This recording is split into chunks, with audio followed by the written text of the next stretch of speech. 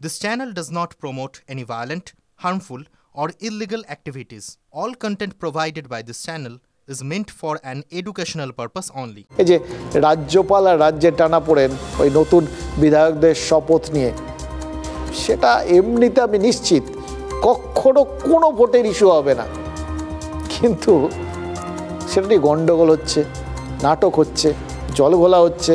এই যে বরানগর ভগবানগোলার উপনির্বাচনে যে দুজন নতুন নির্বাচিত হলেন, সেই বিধায়কদের শপথ নিয়ে এই যে জলঘোলা, এটা কি একদম ছেলে খেলা নয়? আজও তো বিধানসভার বাইরে ধর্নায় বসেছিলেন বরানগরের বিধায়িকা সায়ন্তিকা বন্দ্যোপাধ্যায় আর ভগবানগোলার এমএলএ রেয়াত হোসেন সরকার।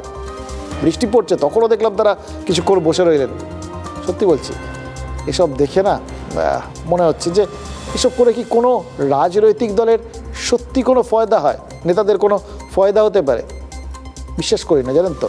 এবং এটাও বিশ্বাস করি না এই সমস্ত ঘটনা ভোটের রাজনীতিতে কোনো প্রভাব ফেলে। বরং মনে হয় এগুলো ওই বললাম নজর ঘোরানোর জন্য বেশ ভালো জিনিস। রাজ্যপালের সঙ্গে তাদের কাছ থেকে টানাপোড়েন চলছে, তার কাছ থেকেই তারা কাজের অধিকারটা আদায় করতে পারছেন না, এটা হয়তো তারা বলতে পারবেন। আজকে ধর্নায় বসে রইলেন, রাজ্যপাল তো কালকেই দিল্লি চলে গেছেন, জানতেন না এরা? তিনি চেয়েছিলেন যে বিধায়করা রাজভবনে এসে শপথ নিন, আর রাজ্য সরকার চেয়েছিল বিধানসভায় বিধায়কদের শপথের ব্যবস্থা করতে।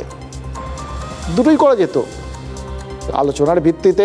এর আগে পর্যন্ত সবাই রাজভবনে গিয়েও শপথ নিয়েছেন, কি আর এমন মহাভারত অশুদ্ধ হয়েছে? এক্ষেত্রেও রাজ্যপাল যদি কোথাও বিধানসভায় চলে আসতেন, তাতেও খুব একটা মহাভারত অশুদ্ধ হতো না, সব ঠিক ছিল, এগুলো কোনো ইস্যুই না।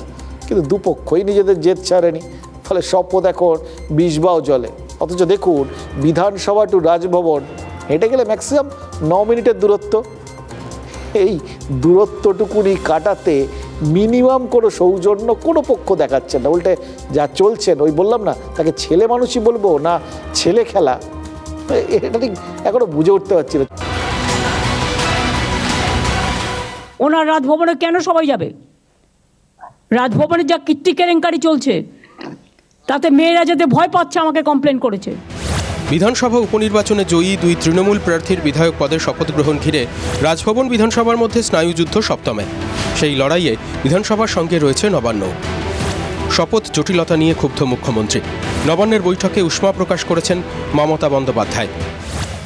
আজকে জেতার পরেও 1 মাস ধরে আমার এমএলএরা বসে আছে, গভর্নর ওথ দিতে দিচ্ছে না। মানুষ সিলেক্ট করেছে, ওনার কি অধিকার আছে তাদের ওথ দিতে না দেওয়ার? উনি স্পিকারকে অথরাইজ করবেন, ডেপুটি স্পিকারকে অথরাইজ করবেন, না হলে নিজে অ্যাসেম্বলিতে যাবেন। এদিকে বুধবারের পর বৃহস্পতিবারও বিধানসভায় ধর্নায় বসেন সায়ন্তিকা এবং রায়াত হোসেন সরকার।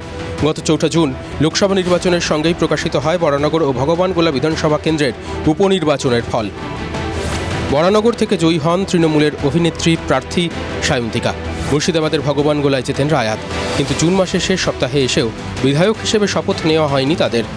রাজ্যপাল তাদের রাজভবনে এসে শপথ নিতে বললেও বিধানসভায় শপথ অনুষ্ঠান করার দাবিতে অনড় তৃণমূল। হ্যাঁ, অবশ্যই ভয় পাচ্ছি। আপনি একজন মহিলার পয়েন্ট অফ ভিউ থেকে ভাবলে, আমি যদি দেখি নিউজ মিডিয়ার মাধ্যমে যে সমস্ত ঘটনার কথা শোনা যাচ্ছে, সেই সমস্ত ঘটনা শুনে অবশ্যই একজন মহিলা হিসেবে আমার অবশ্যই ভয় লাগবে যেতে। নিশ্চয়ই কোনো ইনসিডেন্ট ঘটছে, কারণ আমি দেখুন, আমি একা কেন যাব?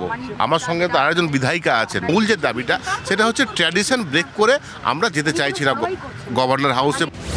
গোটাটাই ছেলে মানুষই আচরণ বলে কটাক্ষ বিরোধীদের। এগুলো তো ক্লাস 7-8-এর ছেলেমেয়েরা করে।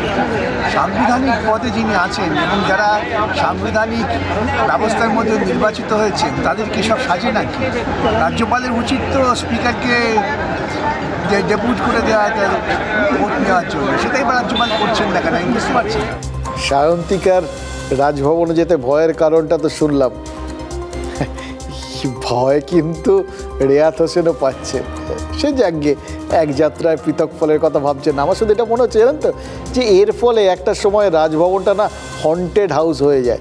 কি ভালো একটা বিল্ডিং, কি বিশাল বড় বাড়ি, পুরো বাড়ি হয়ে যাবে এরকম যদি কথাবার্তা হয়। এবং দেখুন, যা শুনলেন তো, অপশানসগুলো আছে, হয় রাজ্যপালের কাছে যান, অথবা রাজ্যপাল স্পিকারকে সেই দায়িত্ব দিয়ে দিন। এইগুলো তো সোজাসাপটা অপশান। জনতার কথা ভেবে 3 নম্বর একটা অপশানও মাথায় আসছে, বুঝলেন? মানে এটা অপশান তো দেওয়ার আমি আপনি কি, আমরা সাধারণ মানুষ আমরা প্রপোজাল দিতে পারি যে রাজভবনকে বিধানসভায় যেতে হবে না, আর বিধানসভার জয়ীদেরও রাজভবনে যাওয়ার কোনো দরকার নেই।